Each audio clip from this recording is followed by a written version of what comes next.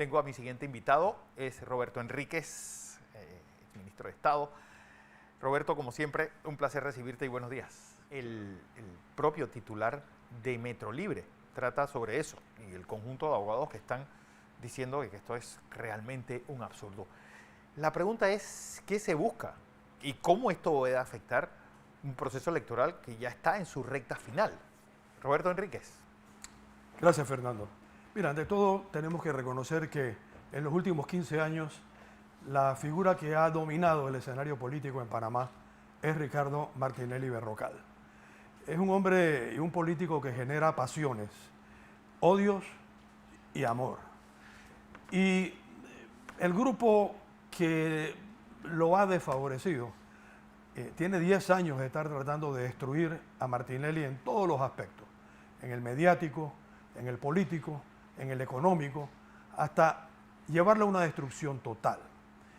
No voy a profundizar cómo llegó a ser inhabilitado, pero creo que hay que resaltar que el proceso de New Business, con todas sus falencias, tomó 6 meses, o sea, 6 meses entre que se inició con una audiencia preliminar hasta que la Corte negó la casación a sus abogados. Es decir, ahí la intención era totalmente política, inhabilitarlo. En el mismo acto de inhabilitación que produce el Tribunal Electoral una vez que recibe la sentencia condenatoria ejecutoriada por la Corte, en ese mismo acto, en ese mismo papel, el Tribunal Electoral habilita a José Raúl Mulino como el nuevo candidato a la presidencia de la alianza RM Alianza. Y esa habilitación es categórica porque la Corte Suprema de Justicia no es la responsable de manejar los temas electorales. La Constitución de Panamá le confiere al Tribunal Electoral facultades privativas, irrevocables, obligatorias y definitivas en todos los temas electorales. Entonces, de pronto somos nuevamente sorprendidos por una demanda traída de los cabellos, cuyos instigadores no se atreven a presentarla ante el Tribunal Electoral porque no se lo hubieran aceptado. Así que recurren a la Corte utilizando la fútil excusa de que aquí se está dando una violación constitucional. Ahora bien, vamos a estudiar un poquito sí, porque la violación constitucional, al final la Constitución toca el reemplazo del presidente va a ser el vicepresidente, o el suplente, habla de quiénes deberían ser reemplazantes de un principal. Mira, Fernando, me he tenido que reír porque uno de los dos argumentos que usan los adversarios de José Raúl para tumbarlo es, imagínate tú, que el suplente del candidato a la presidencia no es el candidato a la vicepresidencia, sino que es el que quedó de segundo en las primarias de ese partido.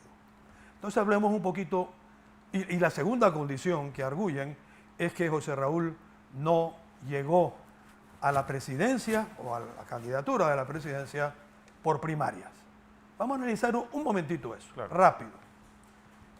4 de los 8 candidatos a la presidencia, ahora mismo, no han sido escogidos por primarias. Porque la ley electoral, si bien dice que todo partido que tenga 100,000 inscritos o más debe escoger a su candidato a la presidencia por primaria, también señala las excepciones. Una excepción es que los partidos que no tienen 100,000 inscritos no requieren ir a primaria. Pueden escoger a su candidato por el directorio nacional, que es el conjunto de los estamentos internos del partido. La segunda excepción es que si un partido, aunque tenga 100,000 inscritos o más, decide apoyar al candidato de otro partido, tampoco tiene que ir a primaria. Eso se está dando con el Molirena en su apoyo al PRD, con el panameñismo en su apoyo a Cambio Democrático y con Alianza en su apoyo a RM. Pero hay una tercera vía, y la tercera vía es esta.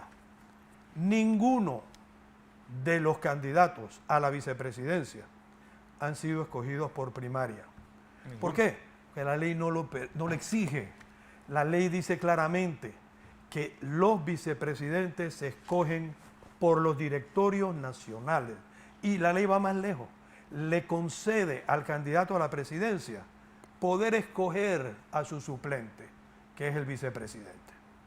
Así es que no es categórico eso que están argumentando los que han tenido que recurrir a la Corte. Es que eso es un argumento tan absurdo que, es decir, ¿qué pasaría si por ejemplo, algo le pasara a Rómulo Rux? Tendría que ser Yanivel Ábrego la candidata del Partido Cambio Democrático Así y del panameñismo.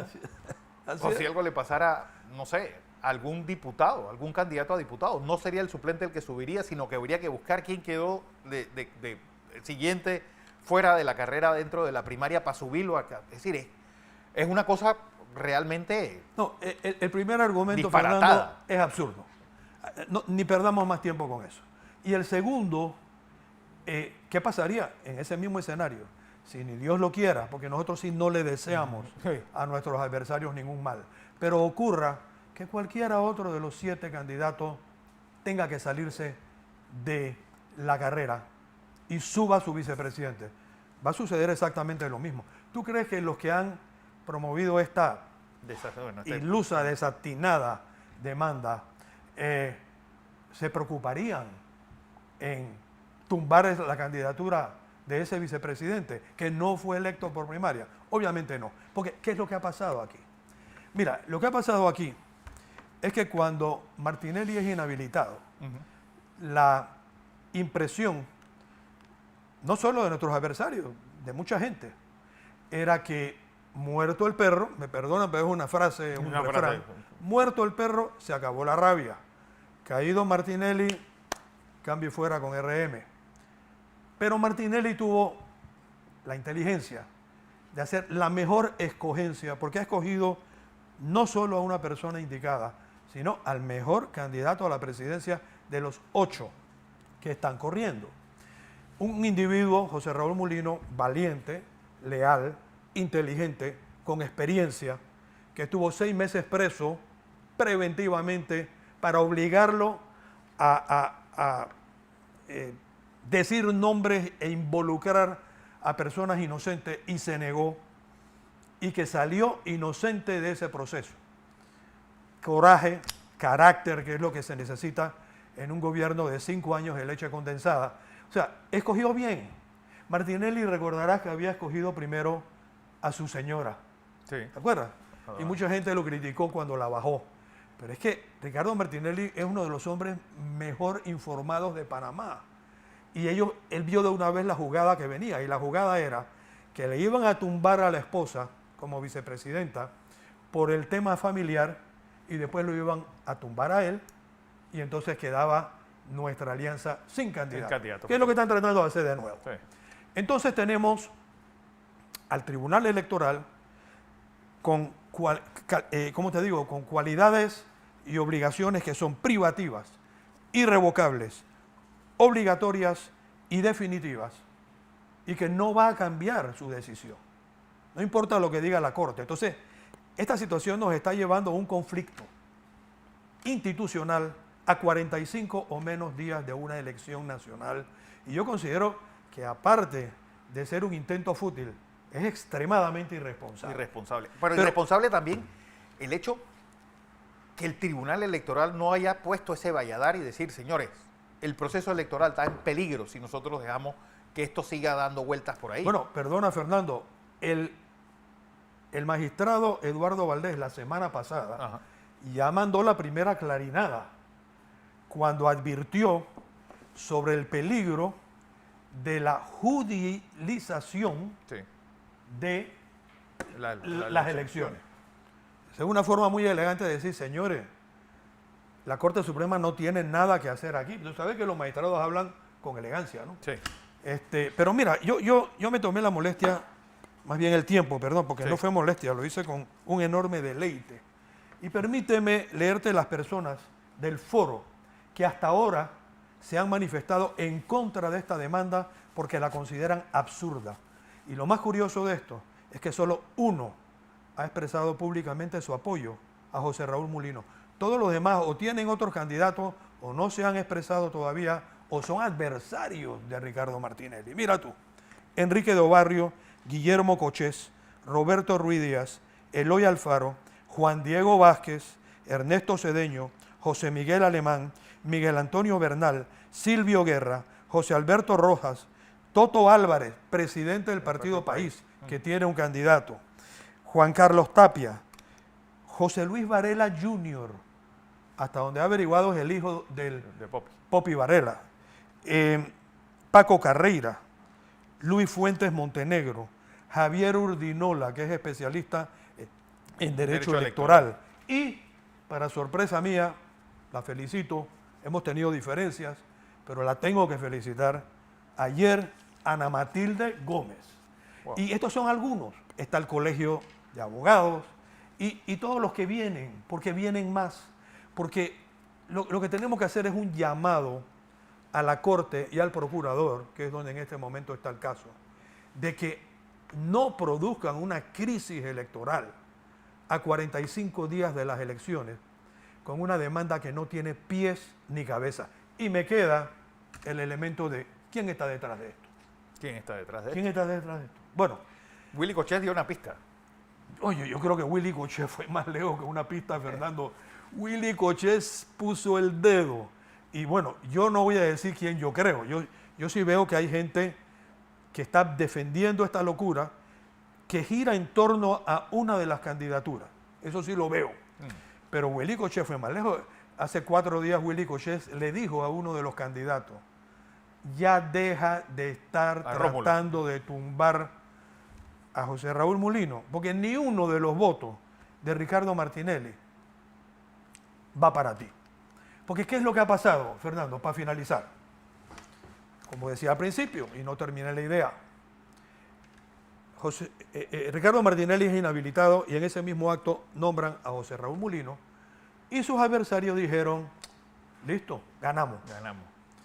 Pero resultó que en menos de 60 días José Raúl Mulino ha captado el 80% y sigue subiendo de la simpatía electoral de Ricardo Martinelli, que en todas las encuestas se estima entre un 40 y 45% del electorado.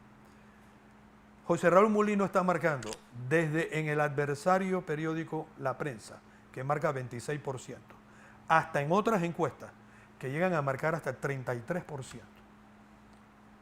Ha captado ya la mayoría del voto de Ricardo. Y en la medida que esto se siga entendiendo, que el único heredero genuino de Ricardo Martinelli es José Raúl Mulino, esto va a crecer. Y lo curioso no es solamente que esté en 33%. Sino la diferencia que tiene con los que vienen detrás. Exactamente, o sea, José Raúl Mulino está marcando al doble de los candidatos que lo siguen. Y esos candidatos a su vez están empatados entre ellos mismos. O sea, irónicamente, estos candidatos están compitiendo fuertemente para ver quién ocupa el segundo lugar de esta elección. Entonces, esta es la última medida desesperada de aquellos que no respetan la institucionalidad, de ver cómo se tumba a José Raúl Mulino. Yo les pido, y les quiero mandar un mensaje, mira, yo estoy participando obviamente en la campaña de José Raúl, sí, porque es mi amigo hace décadas y es el mejor candidato. Y por lo que yo he hablado con él, yo le recomiendo a aquellos que lo adversan, que no vean a José Raúl Mulino como un peligro, no lo es, como un riesgo, no lo es. José Raúl Mulino es una oportunidad, porque en reuniones con nosotros, en la estrategia de la campaña, nos ha dicho, vean, los problemas del país son muy grandes. Tenemos una deuda que nos ha dejado este gobierno de 50.000 millones de dólares. Varela la dejó en 27.000, Ricardo la dejó en 17.000 o 20.000. Los 4 programas del Seguro Social están en déficit, no solo el de invalidez, vejez y muerte. Los servicios públicos se deterioran, están cada vez peor, las calles, el servicio de salud, la educación, las escuelas cayéndose en pedazos. Hasta el aire. Nadie que gane ni con 35 ni con 40% puede solo. Y yo voy a tirar puentes con mis adversarios. Yo necesito crear una coalición para levantar a Panamá de nuevo. Reconozcan la voluntad popular. Si nosotros perdemos en una elección limpia, lo vamos a aceptar. Lo vamos a aceptar, pero no con estas triquiñuelas rastreras como la que está intentando, por lo que dice Willy Cochet, una candidatura en particular, porque eso le hace daño al país, eso produce una crisis, eso no va a resolver un problema, le va a resolver un problema a los que siempre han querido poner y quitar presidentes en Panamá, pero que si ellos corrieran en una elección, ni la familia vota por ellos. En fin. Esa es la historia, Fernando. Así ahí está es. clarito. Oye, qué gusto tenerte aquí, Roberto. Y bueno, pues darte en poner nuevamente el dedo sobre la llaga de este absurdo jurídico, que es pues tratar de hacer un fraude antes de la elección. Porque eso es básicamente lo que se está tratando de hacer. Y volver a esos años donde no se tenía confianza en el Tribunal Electoral, lo cual es peligroso todavía a estas alturas del partido. Roberto Enríquez, gracias por estar con nosotros. Gracias a ustedes.